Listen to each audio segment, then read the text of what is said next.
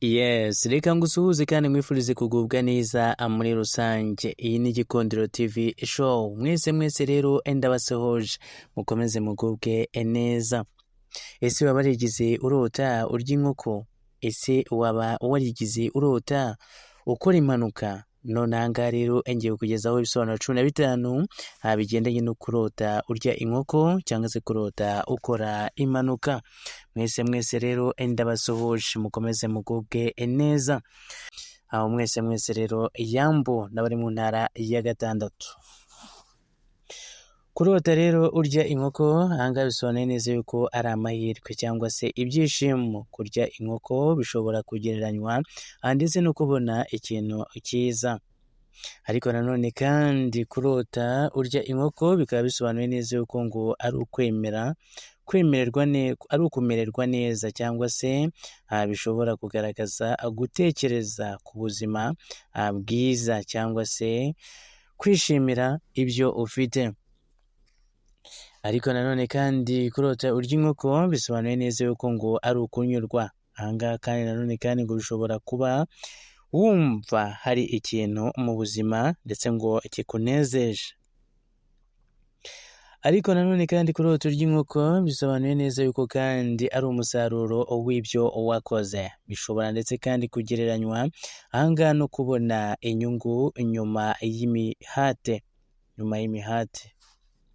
Nanone kandi kurota urya inkoko bisobanuye neza yuko ngo ari ukwakira impinduka, cyane cyane niba inkoko warayiriye yari iryoshye cyangwa se iteguye neza. Nanone kandi kurota urya inkoko bisobanuye neza yuko ngo ari ukugira imbaraga n'icyizere. Inzozi zishobora kukwerekana ko ndetse ngo wumva ufite imbaraga zo gukomeza. Ariko nanone kandi kurota urya inkoko bisobanuye neza yuko ngo ari ubucuti n'umuryango. Ahangaha nanone kandi inkoko ishobora ndetse ngo kuba ifitanye isano ndetse ngo n'ifunguro risangirwa n'abandi. Nanone kandi kurota urya inkoko bisobanuye neza yuko ngo ari inyota cyangwa se inzara isanzwe. Rimwe na rimwe kandi inzozi zituruka ku byo twifuje ngo kurya cyangwa se twatekerejeho mbere yo kuryama. Izi nzozi rero izi ngizi uba watekerejeho mbere yo kuryama, izi nta busobanuro ziba zifite.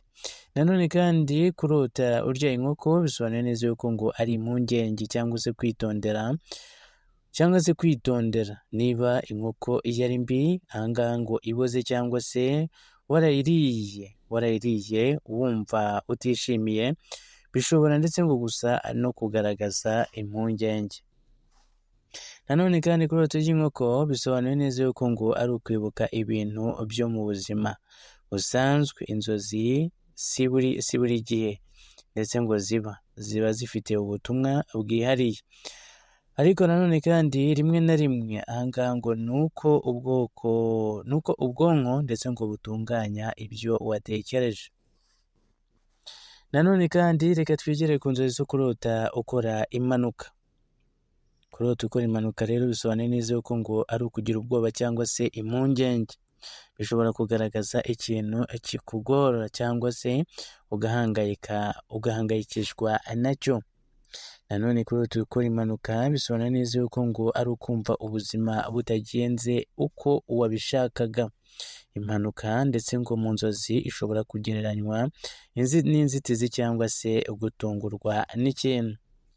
Nanone kandi kurota ukora impanuka bisobanuye neza yuko ngo ari ugutekereza cyane ku mutekano.